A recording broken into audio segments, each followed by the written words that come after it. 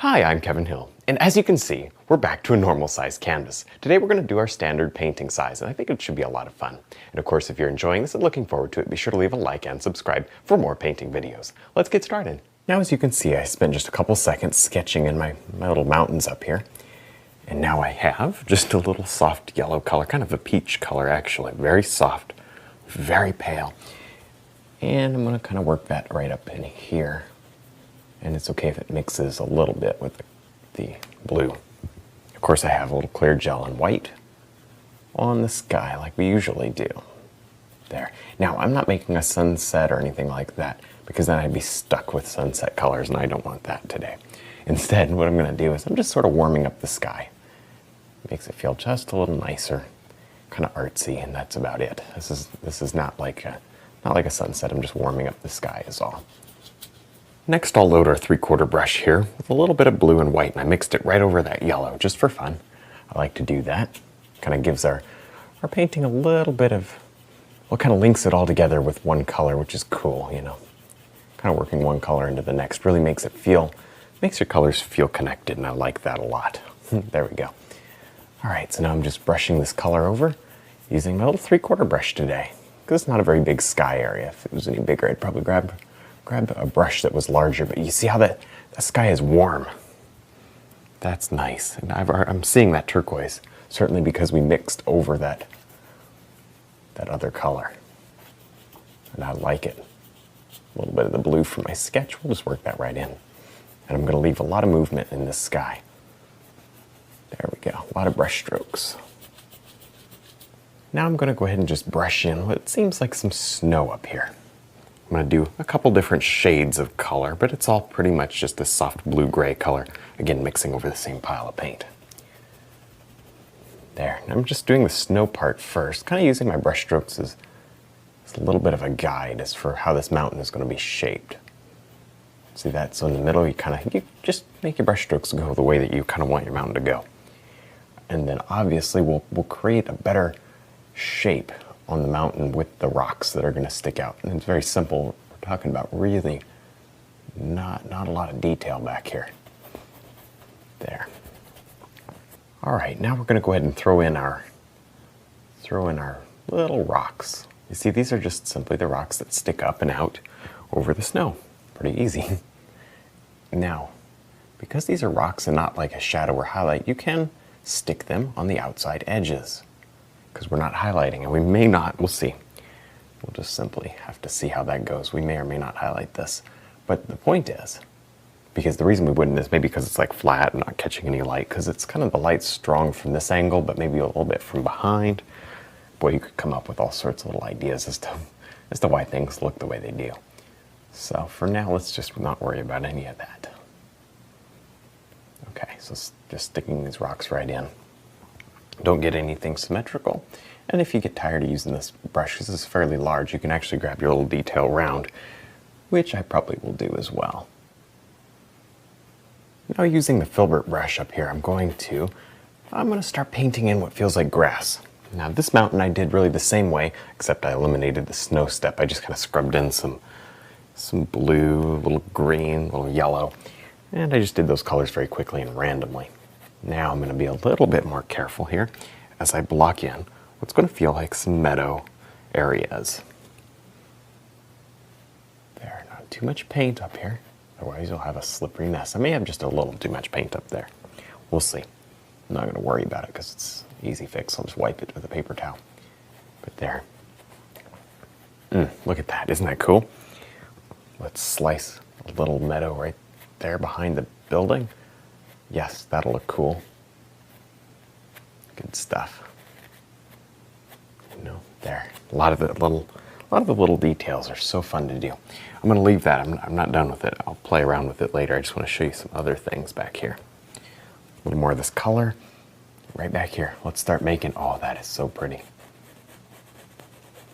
Yeah, let's start making a little bit of grass. Actually, I like that softer. I'm going to take some of that off with a paper towel so that I can have a softer effect because I like that better. Oh yeah, this is cool. Don't go too far with this. Just maybe let it kind of, this is like a little valley I see right here. I'm going to run it right up. Now I'm going to go ahead and try a different way of painting trees. The reason is just because I want to. That's as simple as that. There we go. What I've got is got a soft peach color up here. And I'm just thinking maybe we could, because I want these trees a little different than normal. I want them extremely airy feeling, you know, like the trunks are really standing out. Like there's many layers of trees here, and each layer has very few leaves. Something like, you know, autumn.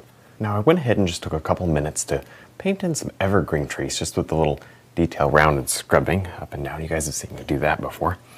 Now right up here, I feel like we need to link the foreground with the background. Well, this is more the midground, but that's not the point. You see, it's very difficult sometimes to link those two areas other than just drawing across a straight line of trees, which I don't want to do.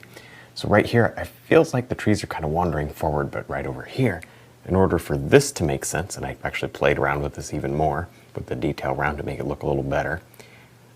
In order for this all to look right, don't want to get it dead center. Let me maybe shift right over here. We need a couple of evergreens that poke out. You know, maybe this is a stand of those little autumn time trees, but we do need a couple of darker evergreens sticking out. That'll make it look more realistic and just simply better. That'll help to link the foreground and background areas. There we go. That's it. That's all it takes. Yeah, there we go. And I want to do these really quick and sparse, and no big deal, because maybe a little one right back here. This is a good spot for it, because I really don't want to detract from the pretty colors. I kind of like those soft, pretty colors. This just makes it look realistic. Next, I'm just going to throw on a whole bunch of color. And I know this is probably super strange looking, but I just want to have a variation of color. Now, you can do this whole thing with your filbert brush, and this weird step is kind of unnecessary, but I don't want to do it all with my filbert brush because it's going to take forever. So this step is necessary. Okay, because what I want to have happen here is I want a lot of variation in color, because this landmass is so big. Ordinarily, who cares, but it's so big. You can ordinarily actually very easily just come in here and add extra color, but this time I'm going to just put the extra color in to begin with. Then I'm just grabbing my big brush. See, then you have blue spots and yellow spots, and melt it all together. See, it ends up just with a, you know, variation of brown, really. Some greens in there are great. And I just kind of, you know, planned out my painting. The areas that I wanted dirt, I put more of the brown. The areas that are closer, I put more red. The areas that have grass, obviously, the blues and the yellows. There. Very simple. Now I'm going to go ahead and work on our house up here. And I'm just blocking it in with soft colors. I don't want a lot of crazy colors just yet. Not a whole lot of thought.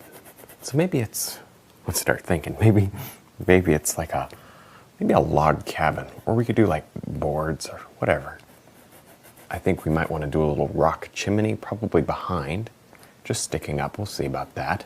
And we might do a stone foundation, or we might not. Let's just play with it and see. I've got really no set ideas for how this needs to be shaped, and you know how we want to detail it out. I just had a placement for it, so it's kind of fun.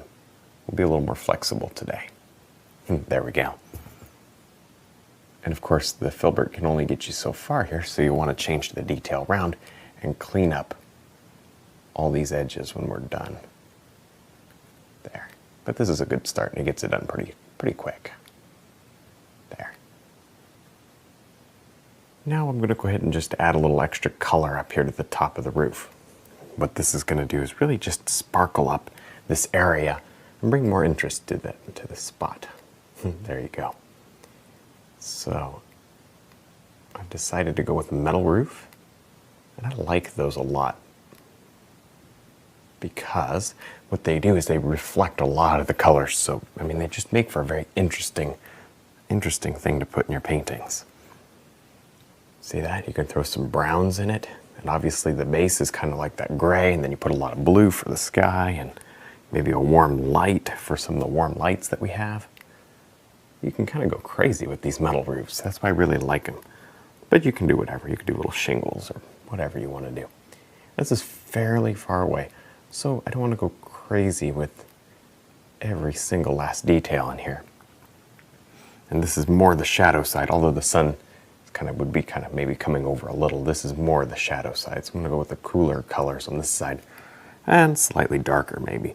And then on this side, up in this area, this needs to be brightened. So we can do that. There, see that? I love that. Fun. One of my favorite kinds of roofs to do for sure. Okay, let's grab a little lighter color and let's see what we can do about brightening this little area up a bit. Oh, look at the contrast. Yes. Now I'm going to go ahead and just carefully add in some more color. Carefully, because you see we did this very, very quickly and that was great. It worked out well, it was fast. But now that now the house is mostly done, I really want to come in here now and just add a little more color. Now if this gets to where it's kind of mixing too much, just wipe it with a paper towel, because remember we still have to highlight this. So that's the only kind of caution I would have for you, is just be careful you don't get a lot of sloppy wet paint down on here. Just look at just tiny, tiny, tiny bits. Okay, good. And see how I'm just sort of refining the colors? I went ahead and when I was underpainting, I threw a little white down and let it pick up some of these colors. This is going to indicate water, and that's our underpainting for the water.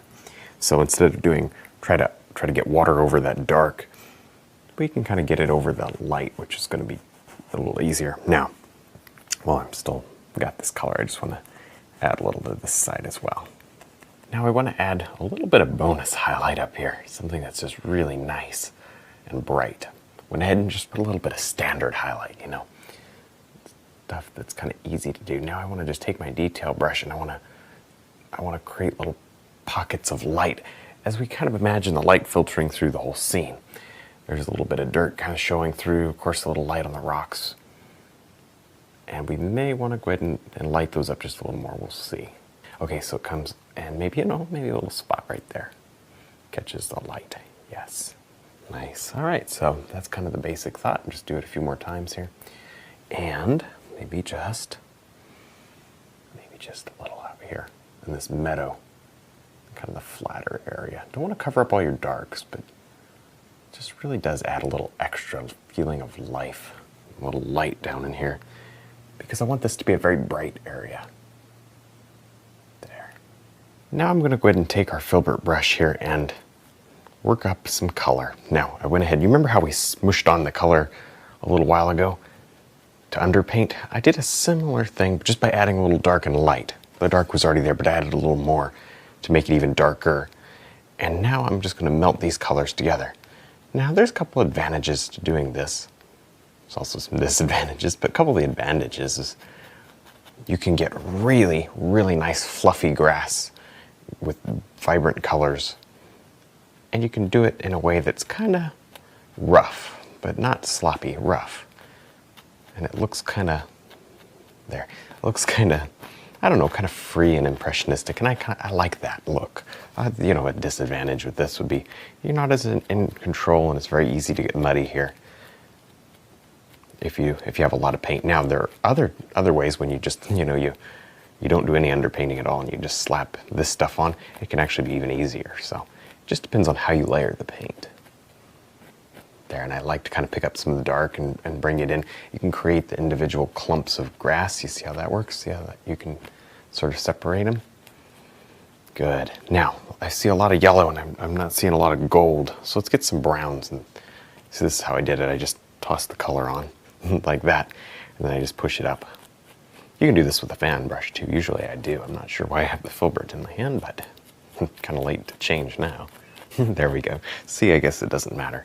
You can get a lot of nice effects with the filbert brush. It's a great brush, so give it a try. There. Now I'm going to go ahead and just place a little lonely tree up here.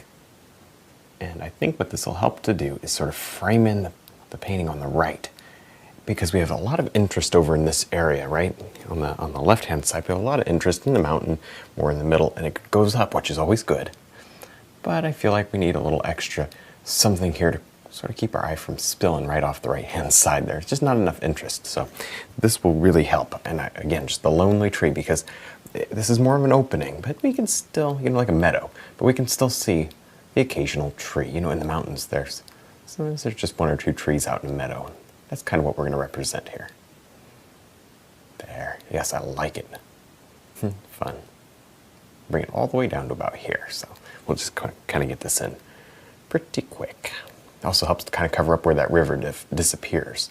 It was disappearing behind the rock fine, but it just helps to make it look that much better. Now to finish up this painting, I'm going to spend just a couple seconds here with the liner brush and a thin yellow color. There you go. And this is going to be just about all we need to sort of finish this thing up. Make it a little bit more detailed than it was already. Make it nice. There. Smaller strokes as you go back, but I do want a decent amount of these. They help to add quite a bit of extra detail and just that much more finished.